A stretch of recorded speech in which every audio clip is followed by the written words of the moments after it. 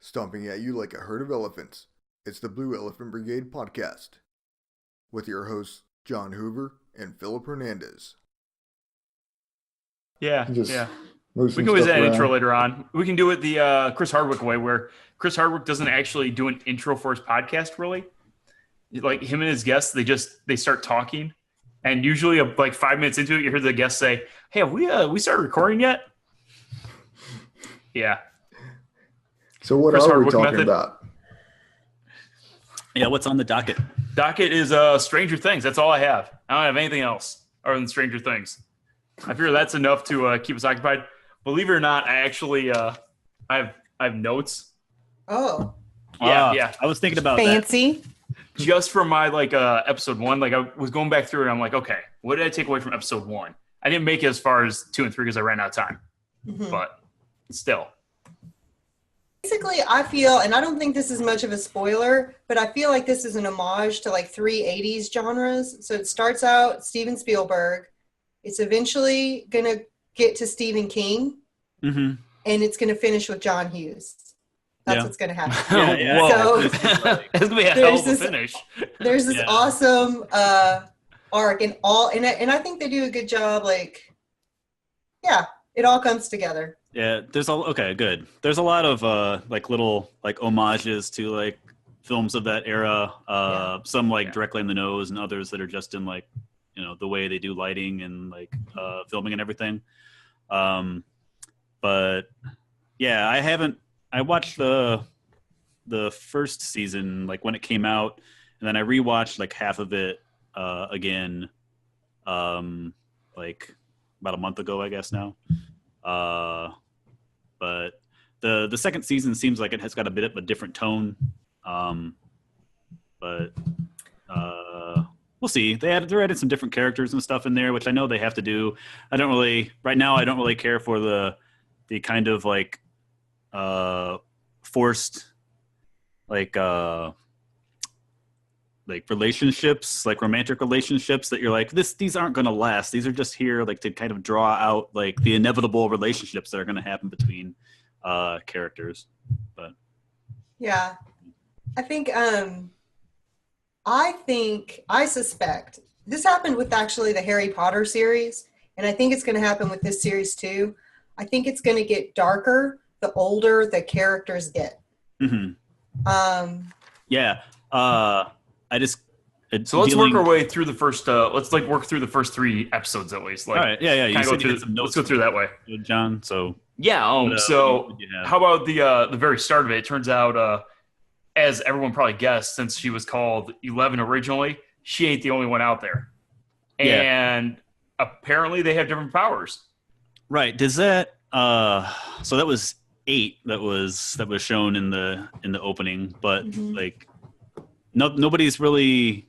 She hasn't shown up at any other point so far, and up to episode 4. Okay. But yeah, then that whole scene seemed entirely disconnected from the normal tone of the series. Right. It was very much like your car chase scene, Blues Brothers-ish kind of cheesy bad car chase taking place, and I guess to me it seemed like her powers are she definitely has the ability to cloud somebody's mind or control her mind, make it think the bridge is falling, right? Because she makes the tunnel look like the tunnel's falling on the guy. And then it seemed like she had some precognition too. She knew when to turn on different roads and stuff like that. What do you guys think for her powers? Well, go ahead. She can make people see what she wants them to see. Yeah. She can make people see what she wants them to see. So I wonder if 11 was the only child at the facility that she was at, or if there's other groups around the country or wherever where these other people are at, because 8 seemed she was much older than 11. Yep. And much more comfortable with herself, not kind of new to the world like 11 is. Right. And she definitely seemed that she had probably escaped and was no longer like with the government or anything. Yeah. So yeah, it'll be as from like a lore perspective, I'm interested in like knowing the other histories of the first 10, or if there's other like locations, that doesn't mean that 11's the last one either. And 8 looked like she was at least in her teens. So if you look at 8 to 11, that's 3 years. There's obviously more than 3 years between their ages. I'm personally waiting for 007 to show up. That's just me. How old is 11? Do we know? How old are the kids? Do we know their ages? 7th grade? Yeah, I think I'm trying to remember if they were 12 or 13. So, John, do you ever read, or Christy, I don't know if you do any comic books, but The Umbrella Academy? No, I never have. It's a good short like series. I think it's only like 5 issues long, but there's like a group of kids with like superpowers, and they're numbered like I think 1 through 8 or something. Okay, got the exact number, but they all have like weird powers, and like the series, like they kind of get grown up in like an area like kind of like with the Professor X like sort of guy, except that like he really doesn't care about them. He just cares about their powers. So he's kind of like a papa figure. Okay. And like the actual series takes place like at his funeral, and like a lot of the story is told through like flashbacks to like their dysfunctional like childhood and everything. But it's got a good art style, and I would recommend that. But it definitely gives me like vibes of that. Okay, cool. And I think it's getting made into a series too, like a TV. Well, so back to Stranger Things. So how about Elle being like in the very first episode? Like, talk about not like burying it at all. Like, I thought maybe they would. I feared she'd come back, but like they would kind of hint around it, and then hey, here she is. End of the first episode. Check it out. Here's some Elle up in your face. Yeah, but I don't think they'd said how much time had passed in that first episode. I know that they showed it was almost a year. Yeah, they showed a date at the beginning for the car chase, and assuming that this is happening at the same time as the car chase, then it's been a year. Yeah. Okay. Yeah, and also I don't remember if it's the first episode, but they talk about Will and when he goes to visit Paul Reiser, and like saying that it's almost been a year, and they're talking about like the anniversary like effect of like flashbacks and things like that. Yeah, that's when I first took notice of it. I think this is the point at which they established that they're treating Will like he has PTSD. Yes. Yeah. Right. That's the problem. That's the only thing that's going on. He just has PTSD. Right. That's how the doctor's telling them to treat it, kind of, and how Bob is kind of treating it the same way too. Like, yeah, it's just like a typical thing that's taking place, and it's not that. Like, this shit's really happening to this kid, and episode 3 is like where they start to realize, like, hey, this is really going on. Well, and it begs the question: do the doctors know that it's not just PTSD? I would say the main doctor does, right? Because definitely that dude's sketchy as hell. Like, yeah, they're still monitoring everybody's phone calls. Besides being a shitty scientist, when they bring him the map and he's like, "Oh yeah, shit's happening around here. That's a very pretty map you got there." Like, dude, it's your laboratory, and you've got evidence popping up around you, and you don't care. Like, no, he's definitely trying to cover it all up. Well, they showed the doctor going into that. It's the same as normal operation there. I think it's just they're like they push everything under the rug, and they're going back to trying to figure out what the hell is on the upside down. Right, and how they can use it to their benefit. That was that was the big thing of season 1, right? Was how they could weaponize Elle. Yeah. Well, they showed the doctor going into the basement, and then the guy in the suit going through the portal to fix some device on the other side, right? Yeah, it looked like he was changing the battery out on like some equipment. Yeah, that was kind of I was wondering if that had something to do with the like pumpkin patches rotting away and stuff like that. Like certainly all the equipment that was around the battery pack was all rotted away. You could tell that. Yeah, that's kind of dealt with in episode 4. Or kind of there's more like detailed about that. Okay. I know one thing I've definitely noticed up until this point is that I'm sure Bob is an evil dude. Like it just doesn't seem right. I don't trust Bob, especially as of episode 3. Like I don't trust Bob. He's fucking evil. Fuck Bob. That's what I'm saying. But I'll say this. In the first season, I was all fuck Steve, right? And yeah, they have a way of keeping you on your toes with characters on this show because Steve was like a hero. Right. Came through at the end. In the first season. So, as I was watching it, you never know who's going to end up being an evil douchebag and who's going to be totally redeemable. But that's not to say that he's not evil. I would say Bob's fucking evil. Like, there's no way that dude is not evil. They brought a Goonie back and they made him evil. Yeah. No, it's possibly like, he came on the screen and I was like, holy shit, Samwise is here. Yeah. Plus, he, not only Samwise, but also one of the Goonies. Like, geez. Yeah. But so I was really down on Steve the first season, and like I was talking with my girlfriend about it, and I was like, man, Steve is just a fucking douchebag. Right. And she was like, why? Like, he hasn't actually done like anything bad. Like, he's like, he like smashed what's the Will's brothers, Jonathan's the camera. Yep. But Jonathan was in the middle of the woods, like taking pictures of them, like kind of a creepy thing. And he might be like, he's kind of just a jockish guy, but he actually didn't do anything that bad. And then he kind of got out of that near the end. And I think that he still comes off as a bit of a douche, like in the second season so far. But then they added, what's his name? Is it Billy? Max's brother? Yeah.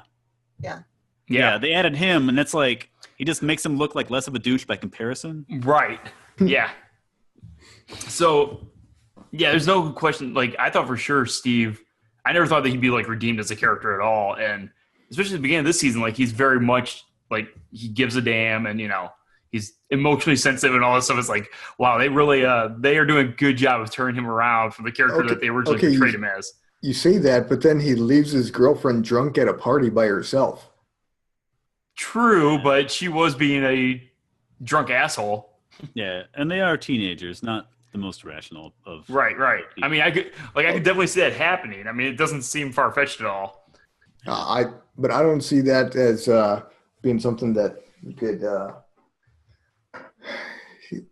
I just don't see that you can say that he's a good guy.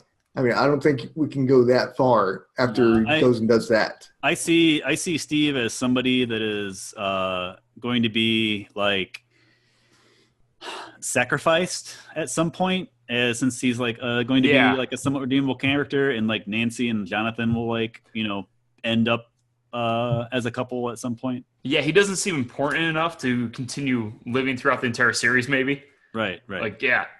They're kind of like having him there as like a placeholder and to provide some character development, but also provide a reason for Nancy and Jonathan not to be together. Yeah. I think they do a really good job of making all of the characters complex, though, because they're playing off of our tendency to think about one-dimensional 80s characters, like the guy with the good hair who was a douchebag and thought he was too cool. And then they go and make people subtle and complex.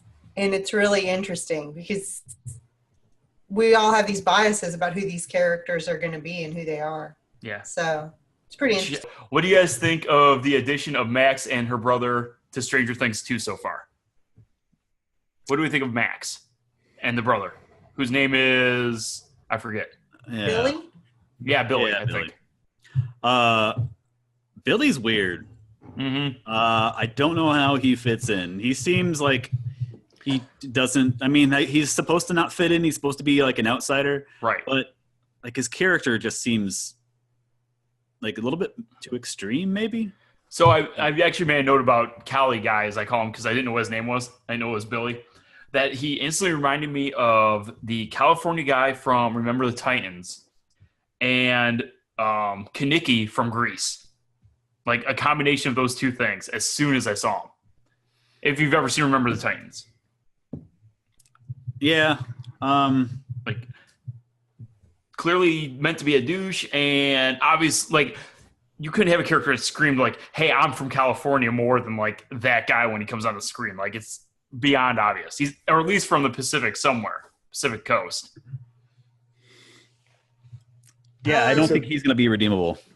No, it doesn't seem like it. At least not at the end of episode 3. It doesn't seem like it. No, he gets not based on that so far, but you know he's not her brother, right? He's Yeah. he's your stepbrother. Oh, okay. Okay. Yeah, because in episode 3, I think it is that he says, don't call her my sister. Yeah, that's the only thing I heard. Yeah, he digs a deeper hole in episode 4 too. So Okay. I don't see it. I'm not terribly surprised by that at all. It seems in keeping. Yeah, I think like he's definitely playing the role of like where like Steve was kind of borderline, like this is a bad guy, a good guy. Yep. And now this guy's replacing that. I do like Maxine. I think Maxine's cool. Mad Max. Yeah. I love that she had her thing on Dig Dug as Mad Max, for one thing. That's fantastic. Well done. Well done, Maxine. Well done. I like it. So I picked that out like first episode. Glistam, you'd be proud as the spoiler for picking up on this. But like so in the first season, they were playing the D&D game, and that whole like little campaign was basically like a parallel for the first season. Mm-hmm. And they started playing Dig Dug in the like first episode of season 2. And I'm like, they're going to be digging, or there's going to be something underground, or there's going to be something that involves like this. And so I'm not sure yet, but since Max is good at Dig Dug, she's probably going to be have some crucial role in like the group dealing with the ground. But we'll see. Fair enough. That'll be cool if it does happen. Yeah. You gotta look at Christy's face and read like the smile. I think you're calling it right. How about the conspiracy theory guy, Murray Barman or whatever his name is? Yeah. I think he's gonna die. Like I think the whole reason that dude exists is to die eventually. So he only shows up like once so far. Yeah, right? season 1 at the very beginning. I think talking about the Russian chick that's been around. He was in season 1? No. I'm sorry, not episode 1. Season 2, okay. episode 1. Yep. Yeah. And he is he the same detective that Barb's parents hired? Is that like the same guy? Or I was wondering about that. I don't think we've met the actual detective yet. Is that a different guy then? Because they say that, like what we're talking about. I think they mentioned they're selling their house for the investigation. I think it is the same guy. Okay, that was kind of what I thought, but I wasn't sure. They didn't say his name, or I didn't catch it. Well, yeah, Dave confirmed it for us. That is the guy. All right. I think that that at least as like a narrative like reason why he was there in the first season, our first episode, was to show that Jim was covering up things because he was kind of like he definitely knows all about everything, and he's covering up everything so that the lab like keeps things out of the town. They keep things separate. And you're talking about the sheriff, right? Yeah. Okay, yep. Hopper. I got the impression that he was just there for an easy segue into some of the conspiracies, because I mean, he's like any other conspiracy theorist. You know, you got so much shit that he's spewing, and then you've got little bits of detail that are true. Right. And so he's doing Classic the same X-Files. thing. Right. So some of those little bits are leading to L, and other than that, you know what? So I was trying to remember, how did he first meet L? How did Hooper meet L? How did that happen? Definitely in the first season. I'm looking at the synopsises on Wikipedia. Yeah, I got it up too. Because it happens. They obviously knew it because he saw her in the woods, and he was like the last couple episodes. Okay. But yeah, that whole narrative with like Elle basically, what's his dead daughter's name? Is it Sarah? Sarah. Yeah. Yep. Yeah. There's definitely, you know, him filling that void with Elle and I would hope it was because of the daughter, because keeping a young girl out in the cabin in the woods by herself with only you to visit her. Yeah, it's not gonna go well for him at the end of it all. Like, This is the 80s. It's a little sketchy, man. Um, That's true. It is the 80s. I will confirm that it is a daughter thing. Spoilers. Hopper's not a child molester. Spoilers. Thank you. Okay, good to know. Yeah. I didn't think it was going there, but you know. Yeah, that goes way beyond a John Hughes movie. Just Oh, hey, the title itself. You know how it's red and outlines. Yep. That reminds me of something from the 80s, but it reminds me of the font you would see on a Stephen King paperback. Yeah, I can see that. Or a similar like horror genre paperback novel. Well, the detail of the 80s is what I was kind of noticing this yesterday. Down to every little detail. I mean, you look at the soda can that Bob was drinking. Yeah, the Dr. Pepper. Yeah, and the bottom rim of it is that sharp edge. It's an old steel bottle. Yes. Or iron. Not the soft rounded aluminums that we have today. Mm-hmm. It's just amazing how much detail. Where do they get all of this stuff? Or do they manufacture it somehow? Something else that somebody was like eating. It wasn't the KFC plug. There was something else that I was like, the if you guys saw it, the Three Musketeers wrapper. It was like the old school one, white with that brought back memories.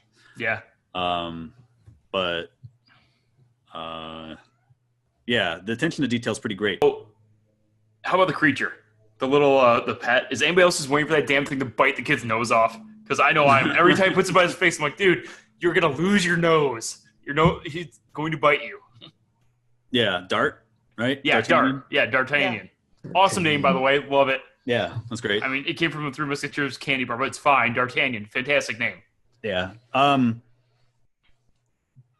Things happen in episode 4 with it. Okay. So, I know. I'm trying to remember if it's 3 or 4. They do. So what do you remember of it, Phil? Because I know you've only seen episode 3. What do you remember of Dart so far? Just that he was growing and sprouting legs. And okay, yeah, I saw that part. Because he's escaped, right? He escaped, yep. Yeah, he escapes. He sprout legs, and he's hiding him under his hat, right? Is that all in episode 3? Yeah. Or am I getting into 4 now? I've lost track. Yeah, I think it's yes, got him because under at his the hat. beginning of 4, okay, yep. all the other kids are still looking for it. That's right. Yep, I did see that part, yeah. Okay. So, 4 opens up with them looking for the thing still, obviously, which makes sense. Yes, Yeah. except that the guy that should be like caring the most about it, it's just like, hey guys, like, oh, what are you doing? oh yeah, we should totally be looking for him. I guess we should dig in this trash a little bit. Except I don't think it's going to attack anybody. Oh, wait. Well, you've already indicated otherwise.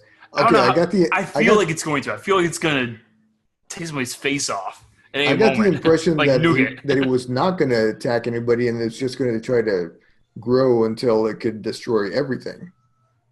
But Yeah. I feel I like it's may be going wrong to develop a about that. taste for somebody's nose instead of nougat. It's going to replace nougat with nose. I have reasons to believe otherwise now, but I initially thought that this was going to be a monster that was going to be like on their side and like, but and maybe they're going to like just throw you like things for a loop, but something happens in like episode 4 where you're like, Okay. I don't like this monster anymore. Okay. And you said things get gorier in episode 4, so I feel like maybe I have an idea of where things are going. It might be connected. It might be connected. It might be connected. Yeah. I actually didn't care like for that part. They have a cat in that house, right? Yeah. Yes. Yeah. Okay. Yeah. Huh, look at that. Yeah. I was wondering how long the cat was going to live. Yeah, it's a cute cat. Yeah. I had a feeling when I saw like the tiny creature getting bigger and there's a stupid orange cat in his house. Maybe one of them's not long for this world, one way or the other. Yeah. The turtle's okay. There's a scene like I don't know if it's I like how Chris is just smiling. there's Dustin's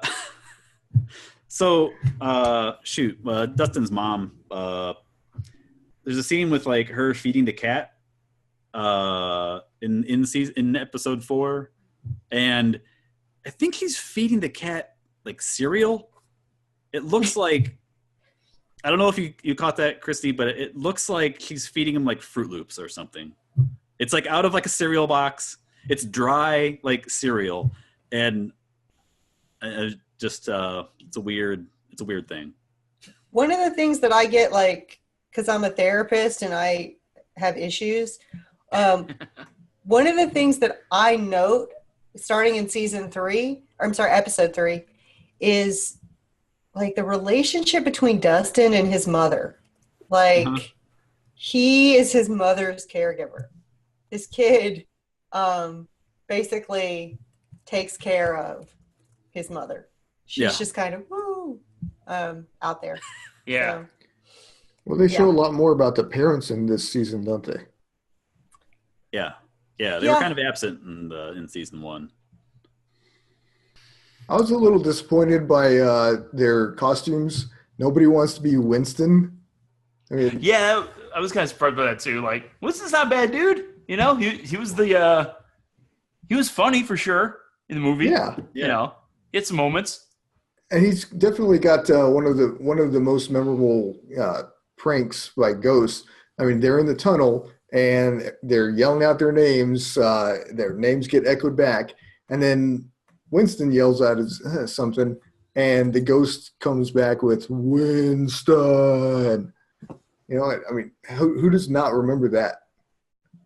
Do you guys think there's going to be Apparently, everybody. some Stay Puft Marshmallow Man like homage like later on? Maybe. I mean, so I'd like to watch the Halloween episode again and see how many different characters are referenced from 80 movies during the course of that. That'd be good. Right? Because Yeah, I I know like the that one that episode. stuck in my head was John Belushi's character from Animal House as the guy that's getting drunk. Right? The toga party? mhm. Yeah. Yeah. So that was Belushi's character. The guy was like, was it Bluto or something like that? What's his character's name in Animal House? I just think of John Belushi because he basically was playing himself. It's not like he really played much of a character. Yeah, I'd have to look it up. I don't remember. But yeah, so him. Let's see, who else was at the party there that I saw? Who's the chick that was Jonathan was talking to? Kiss. That's right, or at least that's what he thought. I wasn't really convinced that was Kiss though, because the makeup didn't look right. I thought maybe it was supposed to be something else. So, what do you guys think about the smoke monster?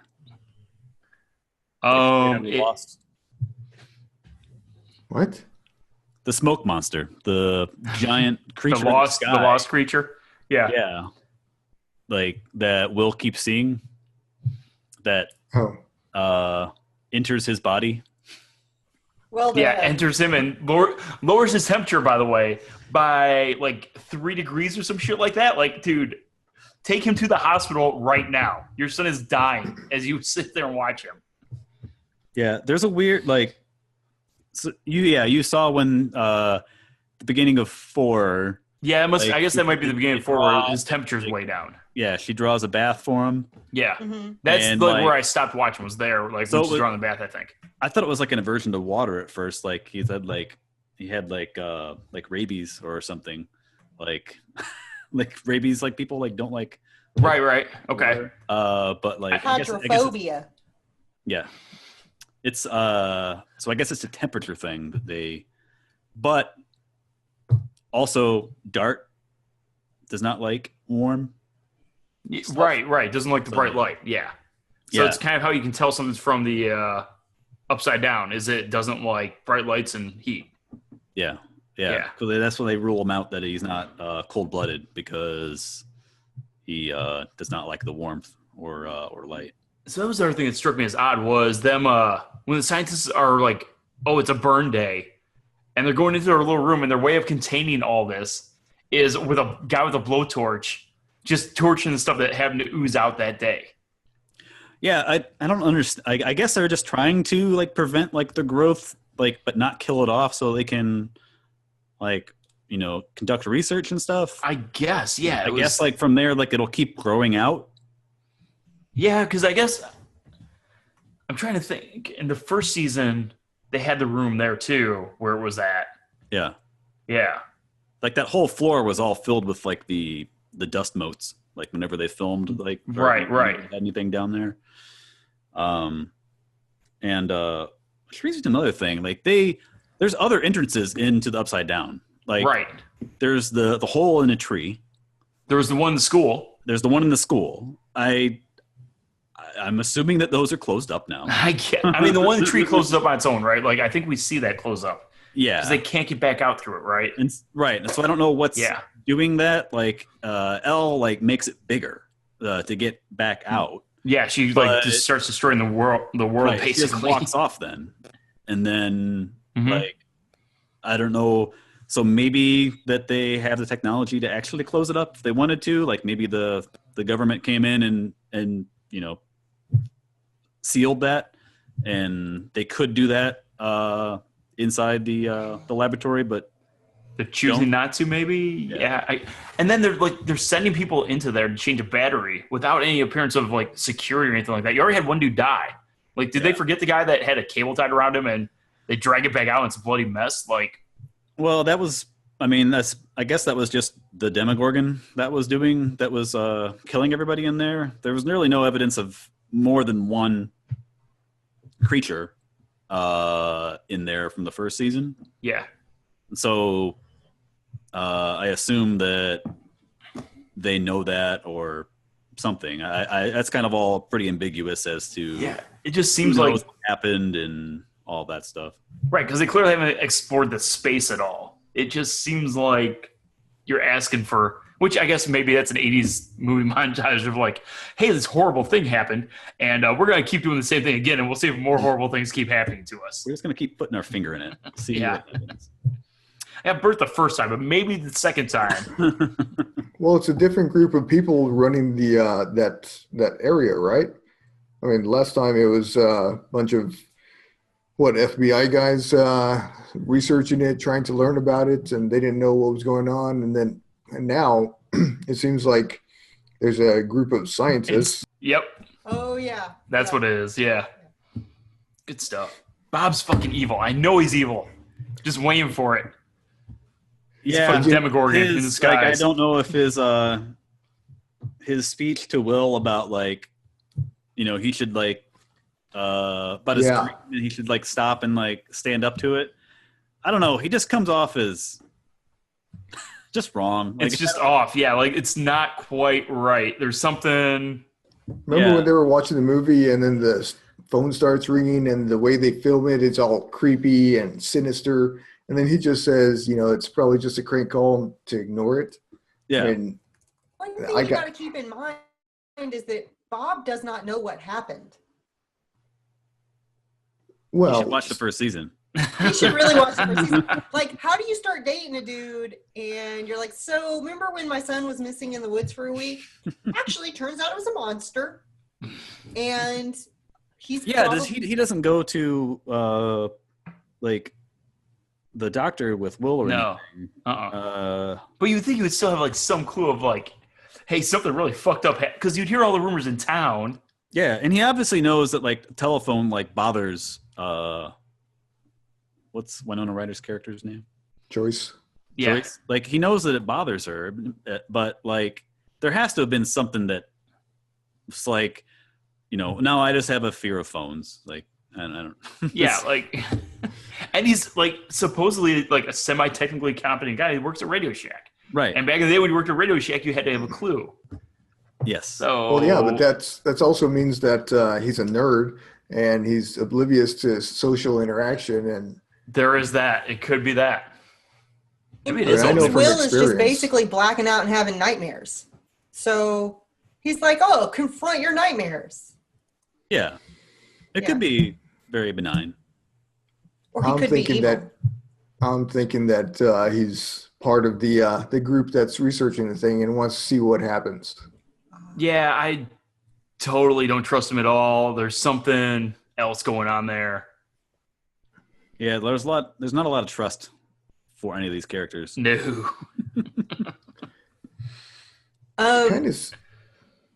I really liked, so I think it was episode 2 when they kind of talk about what happened to Elle and how she got out and how, I don't know. They show her climbing out on her own and then trying to, or going to his house. That's right. She goes to, not Will, what's the other? Mike. Mike. Goes to Mike's house, sees him with the FBI guys, and then kind of like vanishes into the woods. Yeah. And then attacks. Which I thought that was weird too, because like the FBI like is straight up lying to everybody, saying that like this is a Russian like plot. Mm-hmm. You think it's strange for the FBI to lie to everybody? No, I don't think that. I think it's weird that they're lying to people that are directly related, and I guess that they don't know the kids know more than they do or something. It's all very hard to know like everybody else's like perspective and how much they've actually talked like off camera, basically. I think that all the parents buy that bullshit. Well, Mike's parents. Buy that. Mike's dad is pretty great. Yeah, he's pretty oblivious. I think it's in keeping with the time period, right? Where everybody, Cold War, blame it on the Russians. I know the new season is definitely awesome. Like I'm enjoying watching the hell out of it. I want to see what happens with their little pet if he eats somebody's face. I still want to know if it turns into that giant creature. Yeah, the Demogorgon. Yeah, or is it already there? I mean, or is it going to turn to Slime Will? It came out Will. Is it Will's baby? Wait a minute. Yeah, it's like an alien hybrid of like Will and the Demogorgon. It's their baby. Aww. Ew. Ew. Oh my God. Ew.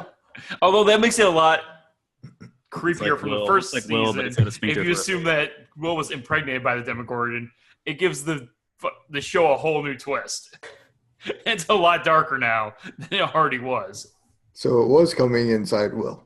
Way to bring it back, Phil. Has your mind been stuck there And on that note, the whole time? Oh, Yeah, I have. So it's the Hawkins. It's the Hawkins Laboratory. That's Yeah. okay. the name Yeah. of the place. Yeah, I knew it wasn't like anything special at all. Yeah. Yep. is it just me, or does the giant creature kind of look like Cthulhu?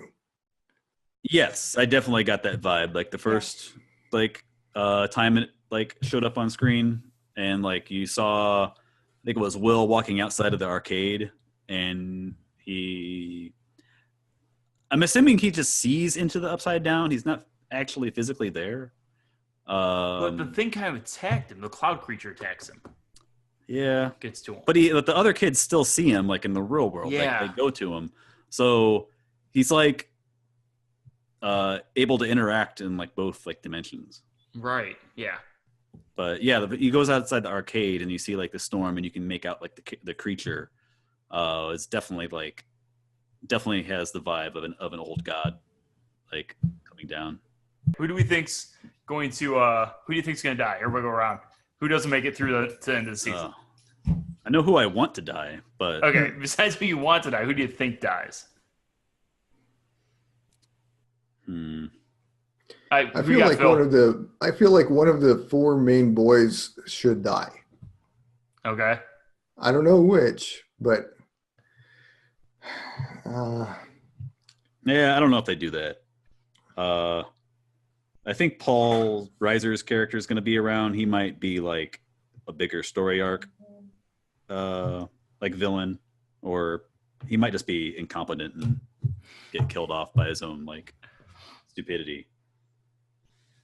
I think Steve's going to die. I got my money on Steve kicking the bucket. So, Christy, you're not allowed to have a vote on this one. Sorry, Christy. Nobody dies. Everybody dies. One of those two things is true, or not. Or not. Or maybe. Yeah. So, maybe. Josh, you think Billy's going to die? Yeah. Something happens to Billy. Definitely. Yeah. And I don't know about Steve yet, but